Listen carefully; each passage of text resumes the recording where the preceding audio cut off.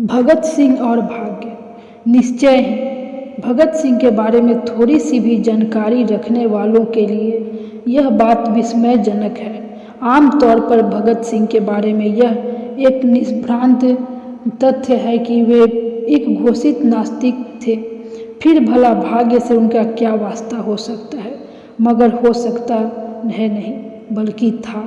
23 वर्ष की छोटी सी जिंदगी के मालिक भगत सिंह का नन्हा सा जीवन भी सौभाग्य और दुर्भाग्य की एक लंबी यातना कथा है।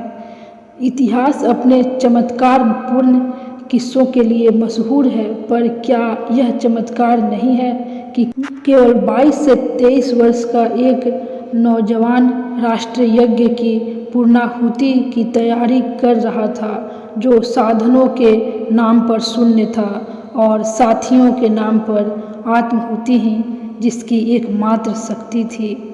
हमारे लोकगीत गायकों ने लैला मजनू, हीर रांझा के समर्पणों को तो घर घर तक पहुंचा दिया है, पर आत्मार्पण की यह कथा अछूत सी क्यों रही?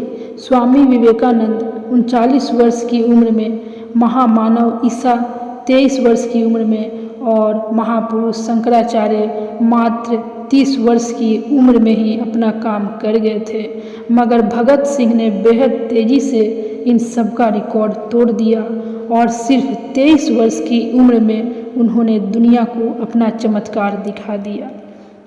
बचपन में जब भगत सिंह सगाई का नाम सुनकर घर से भाग खड़े हुए थे, तब माँ विद्यावती जी पर मानो वज्रपात हो गया और उनके सपनों पर पानी सा फिर गया। वे लाहौर के ग्वाल मंडी में एक प्रसिद्ध ज्योतिषी के पास गई। उन्होंने उनसे भगत सिंह का कोई कपड़ा मांगा। इस पर जब उनकी पगड़ी पेश की गई तो कुछ देर मंत्र पढ़कर ज्योतिषी ने कहा, तुम्हारा बेटा कुछ दिनों बाद ही आ तो जाएगा, मगर फिर चला जाएगा। इस लड़के का भाग्य ही अद्भुत है, या तो यह तख्त पर बैठेगा या तख्ते पर झूलेगा। क्रांतिकारी परिवार की विद्यावती जी के विचारों में तख्त कहाँ से आता, तख्ता ही घूम गया और उन्हें लगा जैसे एक साथ अनेक बिच्छुओं ने डंक मार दिए हो। अपने बुढ़ापे में जब वे इस घटना को सुनाती तो मानो कहीं दूर खो जाती और फिर निकल पड़ते उनके मुखारविंद से चमत्कारों के अजस्त्र स्मरण और किस्से पर किस्से। उन दिनों भगत सिंह का मुकदमा चल रहा था। उनके गांव के बाहर एक साधु आकर बैठ गया। उसने धूनी जलाई। 2 से 4 दिनों में ही उसकी सिद्धि की चर्चा गांव भर में होने लगी। किसी ने विद्यावती जी से कहा, उस साधु के पास जाओ, शायद भगत सिंह बच जाएगा। उन्हें ऐसी बातों पर बहुत विश्वास तो नहीं था, मगर फिर भी माँ की ममता ने जोर मारा और वे रात के समय कुलवीर को लेकर उस साधु के पास गई। उसने कुछ पढ़कर एक पुड़िया में राख उन्हें दी और कहा कि इसे भगत सिंह के सिर पर डाल देना। जब मुलाकात का दिन आया तो वे राख साथ ले गई और भगत सिंह के पास बैठकर उनके सिर पर हाथ फेरने की कोशिश करने लगी ताकि धीरे से राख उनके सिर पर डाल सके। उनकी हाथ अभी भगत सिंह के सिर तक भी न था, वह अभी कमर ही थपथपा रही थी कि भगत सिंह बोले, बेबे, जो राख मेरे सिर पर डालना चाहती है वह कुलवीर के सिर पर डालिए ताकि वह हमेशा आपके पास रहे। माँ बताती थी, मेरे लिए यह एक आश्चर्यजनक घटना थी। मैं बहुत दिनों तक यह सोचती रही कि मेरे मन की बात आखिर उसे पता कैसे चली। उन्हीं दिनों जब वे भगत सिंह को लेकर बेहद विकल, बेचैन और व्यथित थी, उन्होंने अखंड पाठ करवाया, इसी कामना से कि मेरे बेटे को फांसी न लगे। अंत में ग्रंथी ने अरदास की तो उसके मुंह से निकला, वाहे गुरु, माता जी चाहती है कि उनका बेटा बच जाए, पर बेटा चाहता है कि उसे जरूर फांसी हो जाए। दोनों ही बात मैंने आपके सामने रख दी है, इसलिए हे सच्चे पातशाह, न्याय करना।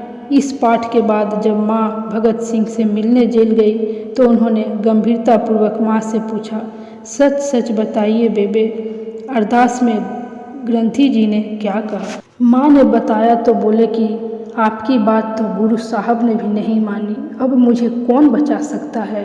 अपने न बचने की बात उन्होंने इतने उत्साह से कही मानो कि उनकी कोई लॉटरी खुलने वाली हो। माँ परेशान थी, तरह तरह के लोग, तरह तरह के सुझाव। ऐसे समय में जिसने जो बता दिया वही करने वे चल पड़ती। किसी ने सुझाया किसी जेठे सुंदर से बच्चे का झगला लेकर भगत सिंह के पास रख देना, वह बच जाएगा। माँ ने ऐसा भी किया। जब वे झगला लेकर भगत सिंह के पास गई तो उन्होंने पूछा, क्या है यह? माँ ने कहा, यह छोटा सा झगला बेटा, इसे अपने पास रख ले। उन्होंने उसे वापस करते हुए कहा, इसे आप संभाल कर रखें माँ, अंग्रेज़ों की जड़ें काटकर कुछ समय बाद मैं जब फिर जन्म लूँगा तब इसे पहनूंगा, तब यह काम आएगा। 23 और 13 के अंक का भी अद्भुत महत्व था। जेल से लिखे उनके ज़्यादातर पत्रों, लेखों या साहित्य में 23 और 13 तारीख ही अंकित है। उनकी फांसी 23 तारीख 1931 की शाम को हुई। तब वे अपने जीवन के 23 वर्ष पूर्ण कर चले थे। उनकी पहली गिरफ्तारी भी लाहौर में दशहरा बम कांड के सिलसिले में 23 अक्टूबर को ही हुई थी। फांसी से 2 दिन पहले जब माँ उनसे अंतिम बार मिलने गई तो देखा कि उनके खाना खाने के लोहे के बर्तन में गुलाब के ताज़े फूल रखे हैं। माँ ने पूछा, भगत सिंह, ये फूल कहाँ से आए? अपनी सदा की मस्तानी मुद्रा में उन्होंने कहा, मेरे लिए तो माँ संसार में चारों तरफ फूल ही फूल है। दोस्तों, ये थी भगत सिंह की कहानी, भगत सिंह और भाग्य। मैं आशा करती हूँ कि आपको ये वीडियो अच्छी लगी होगी। ऐसे ही वीडियो देखने के लिए हमारे इस चैनल को लाइक, शेयर एंड सब्सक्राइब जरूर कर दीजिएगा। तब तक मैं आपसे विदा लेती हूँ। जय हिंद।